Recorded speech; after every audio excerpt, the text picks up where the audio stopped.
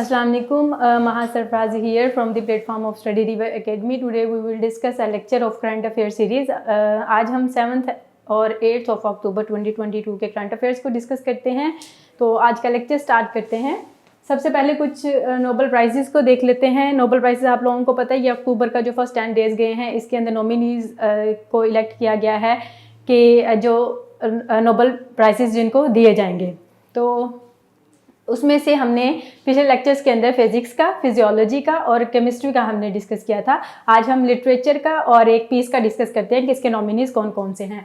सबसे पहले देख लेते हैं लिटरेचर का। लिटरेचर के लिए एनी एर्नेक्स है, ये फ्रेंच राइटर हैं और इन्होंने अपना जो राइटिंग स्टार्ट की थी 1974 के अंदर, ठीक है। और इनका पहला नॉवल था क्लीन्ड आउट और ये इनका ऑटोबायोग्राफिकल नॉवल था और ये फ्रेंच राइटर हैं एनी एर्नेक्स। फिर उसके बाद पीस के लिए 3 नॉमिनीज हैं। एक सबसे पहले है एलिस बियालियस्की और दूसरा है मेमोरियल और तीसरे नंबर पर है सेंटर फॉर सिविल लिबर्टीज। 3 हैं। जो एलिस बियालियस्की है ये एक बेलारूस के एक्टिविस्ट हैं और इस वक्त ये जेल में हैं और उनको इन्होंने इलेक्ट किया गया है। पहला नॉमिनी ये है एलिस बियालियस्की। दूसरे नंबर पे मेमोरियल एक ह्यूमन राइट ऑर्गेनाइजेशन है, रशिया से बिलोंग करती है। और तीसरे नंबर पर है सेंटर फॉर सिविल लिबर्टीज, ये भी एक ह्यूमन राइट ऑर्गेनाइजेशन है और यूक्रेन से बिलोंग करती हैं। 2 तो हो गए इनके जो रशिया और यूक्रेन के, तो हम पढ़ते ही रहते हैं। 2 उधर से इन्होंने पीस के लिए हैं और तीसरे नंबर पर एक बेलारूस से लिए हैं जो जेल में इस वक्त हैं। और फिर उसके बाद कुछ ऑर्गेनाइजेशंस हैं। ऑर्गेनाइजेशन से देख लेते हैं। सबसे पहले एक G77 प्लस चाइना, ये एक ऑर्गेनाइजेशन है और इसके अंदर तकरीबन 134 कंट्रीज हैं, ठीक है। और इसका इस वक्त अगर आपसे चेयर कौन कर रहा है, इस वक्त इसको पाकिस्तान, प्यारा पाकिस्तान। और फिर उसके बाद ये कब ये बनी थी G77 plus China, it was established on 15 जून 1964, ठीक हो गया। फिर उसके बाद वर्ल्ड बैंक है। वर्ल्ड बैंक जिसका हेडक्वार्टर वाशिंगटन DC के अंदर है, उसकी एक रिसेंट रिपोर्ट आई है, रिपोर्ट या फोरकास्ट, उसका रिसेंट एक फोरकास्ट है। उसके अकॉर्डिंग पाकिस्तान की इस साल में जो इकोनॉमिक ग्रोथ रेट होगा वो सिर्फ 2% होगा। और इसके अलावा दूसरे नंबर पे उसने ये कहा है कि पाकिस्तान के अंदर तकरीबन 2.5 से लेकर 4% लोग, जो कि तकरीबन 10 मिलियन लोग बनते हैं, ये पॉवर्टी लाइन से नीचे जा सकते हैं। क्यों? इनकी 2 वजह है। एक तो इन्फ्लेशन जो बहुत ज़्यादा हो रही है और दूसरे नंबर पर जो फ्लड्स, बहुत ज़्यादा डिवास्टेटिंग फ्लड्स जो आ रहे हैं उनकी वजह से। इन्फ्लेशन एंड जो फ्लड्स हैं, डिवास्टेटिंग फ्लड्स, उनकी वजह से पाकिस्तान के अंदर तकरीबन 2.5 से लेकर 4% लोग पॉवर्टी लाइन से नीचे जा सकते हैं। फिर उसके बाद कुछ पर्सनालिटीज़ हैं। सबसे पहले पर्सनालिटीज़ के अंदर हुसैन अमीर अब्दुल्लाहियन, ये ईरान के फॉरेन मिनिस्टर है इस वक्त। और आप लोगों से एक क्वेश्चन है कि ईरान के सुप्रीम लीडर कौन है। सुप्रीम लीडर मैं आप लोगों के साथ डिस्कस कर चुकी हूँ, ऐसा नहीं है कि मैं डिस्कस नहीं किया हुआ। आप लोगों ने मुझे बताना है वो कमेंट बॉक्स में। दूसरे नंबर पे है डॉक्टर तस्मीना एहसन, ये पाकिस्तान की एक एंडोक्राइनोलॉजिस्ट हैं, पाकिस्तान से बिलोंग करती हैं और ये पाकिस्तान से पहली पर्सनैलिटी बन गई है जिनको एंडोक्राइन सोसाइटी से लॉरिएट अवार्ड 2022 के लिए नॉमिनेट किया गया है। और एंडोक्राइन जो है ये एक हार्मोनल सिस्टम होता है हमारे बॉडी के अंदर। इसके अंदर ग्लैंड्स होते हैं, ग्लैंड्स हार्मोन से रिलीज करते हैं, हार्मोन जो होते हैं वो डायरेक्ट ब्लड स्ट्रीम में जाते हैं। तो जब हम साइंस का लेक्चर डिस्कस करेंगे तो हम उसके अंदर इसको फर्दर डिस्कस करेंगे। फिर उसके बाद है कामरान खान तैसूरी, ये सिंध के रिसेंटली अभी गवर्नर इलेक्ट किए गए हैं। फिर उसके बाद है लियोनेल मेसी। लियोनेल मेसी हम सबको पता है, हम पहले भी डिस्कस कर चुके हैं। ये कौन है? अर्जेंटीना से फुटबॉलर हैं, बहुत फेमस फुटबॉलर हैं। ही सेड के ये रिजाइन कर देगा नेक्स्ट मंथ का जो फुटबॉल टूर्नामेंट हो रहा है कतर के अंदर, after that he will resign, इसने कहा है लियोनेल मेसी ने। फिर उसके बाद है एग्नेस क्लैमर्ड, ये है एमनेस्टी इंटरनेशनल की सेक्रेटरी जनरल है। तो अगर आपसे पूछ लेता है कोई who is current secretary general of amnesty international, ये इंटरनेशनल है, ठीक हो गया, एब्रीवेशन लिखा हुआ है, तो आप लोगों ने कहना है एग्नेस क्लैमर्ड। फिर उसके बाद कुछ इंटरनेशनल डेज हैं। इंटरनेशनल डेज के अंदर सबसे पहले देख लेते हैं कि वर्ल्ड पोस्ट डे कौन सा है। 9 अक्टूबर को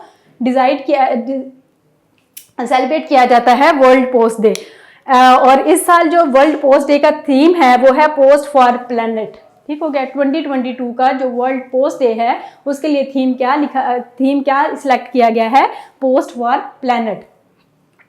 देन है वर्ल्ड मेंटल डे सेलिब्रेट किया जाता है 10 अक्टूबर, और उसके अंदर इसकी जो थीम है इस साल की 2022 की वो है ensuring mental health and well being for all becomes a global priority. Then कुछ रिपोर्ट्स हैं। सबसे पहले एक है वर्ल्ड हेल्थ ऑर्गेनाइजेशन की रिपोर्ट। वर्ल्ड हेल्थ ऑर्गेनाइजेशन ने ये कहा है कि जितनी भी developed countries like China, America, Canada, इस तरह फ्रांस वगैरह, इस तरह की जो डेवलप्ड कंट्रीज हैं, अगर हम वहाँ पर देखें तो जितने चिल्ड्रंस बीमार होते हैं तो उनमें से 80% चिल्ड्रन ऐसे हैं जिनको टाइमली ट्रीट किया जाता है और अच्छी ट्रीटमेंट, इफेक्टिव ट्रीटमेंट वहाँ पे दी जाती है। फिर उसने कहा कि अगर हम उसके पैरेलल में अगर हम जो लेस डेवलप्ड कंट्रीज हैं या जो डेवलपिंग कंट्रीज है लाइक पाकिस्तान, इंडिया, बांग्लादेश, इस तरह की जो अंडर डेवलप्ड कंट्रीज हैं, अगर हम यहाँ पे देखें तो यहाँ पर सिर्फ 30% चिल्ड्रन ऐसे हैं कि अगर वो बीमार हो जाएं तो उनको टाइमली ट्रीट किया जाता है और उनको इफेक्टिव ट्रीटमेंट दी जाती है, और 30% से भी कम उसने कहा, लेस देन 30%। फिर उसके बाद कुछ एक कायद आजम यूनिवर्सिटी की एक स्टूडेंट है, उन्होंने रिसेंटली एक रिपोर्ट दी है। ये श्रीनगर इस्लामाबाद हाईवे जो है, उन्होंने कहा है कि यहाँ पर इसको सिग्नल फ्री बनाया गया ना, कि यहाँ पर मैस क्रिएट ना हो इस हाईवे पे, तो उसकी वजह से सिग्नल्स वहाँ पे ना होने की वजह से वहाँ पे उन्होंने कहा कि स्पीड बहुत ज़्यादा बढ़ गई है, रोड एक्सीडेंट्स बहुत ज़्यादा हो रहे हैं। सिर्फ इसकी ये है वजह, कॉज क्या है कि इसको सिग्नल फ्री बनाया गया। उसके बाद कुछ मिसलेनियस क्वेश्चंस हैं। मिसलेनियस क्वेश्चंस के अंदर सबसे पहले अडोटिया बैल्थिका, ये जो है ये एक मरीन क्रस्टेशियन है। एक्चुअली इस तरह से है कि दुनिया के अंदर जितने भी लिविंग ऑर्गेनिजम्स हैं, दुनिया के अंदर दो तरह के ऑर्गेनिजम्स होते हैं ना, मतलब दो तरह की चीज़ें होती हैं, कुछ होती है लिविंग और कुछ होती हैं नॉन लिविंग। दुनिया के अंदर दो तरह की चीज़ें होती हैं, non living and living. Non living वो होती हैं जो सांस नहीं ले सकती, जो आगे रिप्रोड्यूस नहीं कर सकती, जो काम नहीं आगे कर सकती ना, जो इनएक्टिव होती हैं। दूसरी तरफ आ जाती हैं जिस तरह हम इंसान हो गए, जो एक्टिव होते हैं, जो सांस लेते हैं, जो अपनी एक्टिविटीज़ करते हैं, उस तरह लिविंग ऑर्गेनिजम्स। अब लिविंग ऑर्गेनिजम्स को अगर हम देखें तो उन्होंने 5 उसको किंगडम्स के अंदर मेजर डिवाइड किया था, पहले वेटिकर ने इसको किया था। तो 5 मेजर किंगडम्स हैं, जिस तरह से फंजाई हो गया, एनिमिलिया, प्लांटी, इस तरह से किंगडम्स थे मेजर, लेकिन अब ये चेंज हो गया। मैं आप लोगों को डोमेन सिस्टम पढ़ाऊंगी साइंस सीरीज के अंदर। तो वहाँ पे अगर देखिए इसमें से एक किंगडम जो है वो है एनिमिलिया। एनिमिलिया के अंदर जितने भी एनिमल्स आते हैं, जिस तरह हम हो गए या फिर जिस तरह से कैमल हो गया, एनिमल्स लाइक कैट, लायंस वगैरह, इस तरह के एनिमल्स किंगडम एनिमिलिया के अंदर रखे गए हैं। उसके अंदर एक फाइलम आता है आर्थ्रोपोडा। आर्थ्रोपोडा के अंदर जितने भी इंसेक्ट्स हो गए, इंसेक्ट्स मतलब कीड़े मकोड़े जो होते हैं ना छोटे छोटे, वो या स्पाइडर्स वगैरह, वो आते हैं फाइलम आर्थ्रोपोडा के अंदर। तो फाइलम आर्थ्रोपोडा के अंदर एक सब फाइलम होता है क्रस्टेसी। क्रस्टेसी के अंदर ये अडोटिया बैल्थिका ये वहां से बिलोंग करता है और ये समंदर के अंदर पाया जाता है। तो उन्होंने ये अभी साइंस एक जर्नल है, उसके अंदर साइंटिस्ट ने अभी एक पब्लिश किया है, एक डिस्कवरी टाइप उसने एक पब्लिश की है। वो ये है कि वो कह रहे हैं हो सकता है ये जो बैल्थिका है, आई बैल्थिका है, ये समंदर के अंदर जो पोलिनेशन होती है उसके अंदर इन्वॉल्व है। पोलिनेशन का अब तो आप लोगों को पता है ना, जिस तरह से होते हैं पोलन्स एक फ्लावर से दूसरे फ्लावर की तरफ जाते हैं रिप्रोडक्शन के लिए, तो पोलिनेशन के अंदर ये बहुत इंपॉर्टेंट पार्ट हो सकता है। साइंटिस्ट ने ये कहा है आई बैल्थिका। अब उन्होंने किस तरह से देखा, सीवीड मतलब जो एल्जी समंदर के अंदर होती है ना, सीवीड कहते हैं एल्जी को, तो वहां पे जो एल्जी है, सीवीड है, उन्होंने भी आगे रिप्रोड्यूस करना होता है। रिप्रोड्यूस करने के लिए उनके अंदर जो रिप्रोडक्टिव ऑर्गन्स होते हैं, या फिर उसको आप कह सकते हैं जो स्ट्रक्चर्स यूज होते हैं, उसको हम कहते हैं स्पर्मेशिया। स्पर्मेशिया बिल्कुल ऐसे होते हैं जिस तरह पोलन्स होते हैं ना, फ्लावर्स के अंदर छोटे छोटे पोलन्स होते हैं, बिल्कुल इस तरह से इसके अंदर स्पर्मेशिया प्रोड्यूस होता है। स्पर्मेशिया जो है ये एक एल्जी से दूसरी एल्जी की तरफ जाते हैं, तो वहां पे जाके उसकी रिप्रोडक्शन होती है, नेक्स्ट फिर उसकी ग्रोथ होती है, या नेक्स्ट उसकी रिप्रोड्यूस होता है वो फर्दर। तो उन्होंने कहा हो सकता है कि ये भी आई बैल्थिका इसके अंदर इन्वॉल्व हो पोलिनेशन के अंदर। फिर उसके बाद बाइनेंस जो है, अच्छा एक होती है करेंसी एक सॉफ्ट करेंसी होती है, क्रिप्टो करेंसी। जिस तरह से एक तो हमारी हार्ड करेंसी है ना, जिस तरह ये हमारे पास पैसे होते हैं, इस तरह से क्रिप्टो भी होती है, ये एक सॉफ्ट करेंसी होती है। तो इसके लिए जो सबसे बड़ा दुनिया के अंदर अगर हम प्लेटफॉर्म देखें वो है बाइनेंस, ठीक है। सबसे बड़ा अगर हम एक्सचेंज अगर देखते हैं, बिगेस्ट इसका एक्सचेंज प्लेटफॉर्म देखते हैं तो वो है बाइनेंस। बाइनांस का भी रिसेंट रिपोर्ट ये आई है कि यहाँ से हैकर्स ने इसको हैक किया है और इसके $100 मिलियन को उन्होंने चोरी कर लिया है। फिर उसके बाद ये है कि जिस तरह से हमारे जो करेंसी होती है, हार्ड करेंसी जो होती है, जिस तरह से हमारे पास डॉलर्स वगैरह पैसे वगैरह होते हैं ना, रुपीज़ वगैरह, इसके लिए बैंक्स होते हैं ना, तो इसी तरह से जो क्रिप्टो करेंसी होती है इसके लिए वॉलेट्स यूज़ होते हैं, लेकिन इसके वॉलेट्स जो है उसको हैक नहीं हम कर सकते। तो इस वजह से इनके $100 मिलियन को हम नहीं देख सकते कि किसने ये चुराए हैं यहाँ से। उसके बाद है स्पेस एक्स, जो एक स्पेस एजेंसी है, स्पेस एक्स है, उसने रिसेंटली एक क्रू 5 मिशन लॉन्च किया है।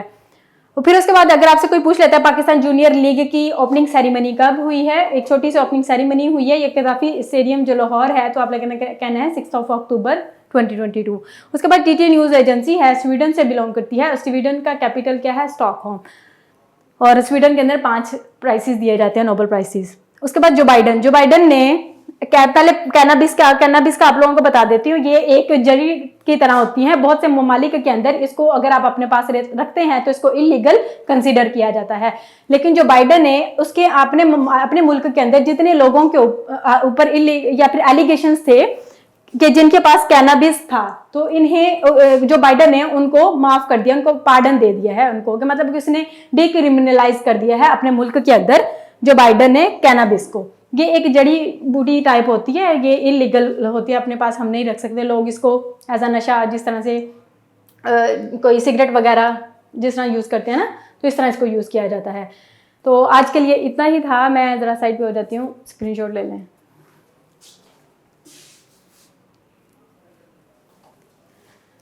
Okay, thank you so much, अल्लाह हाफिज़।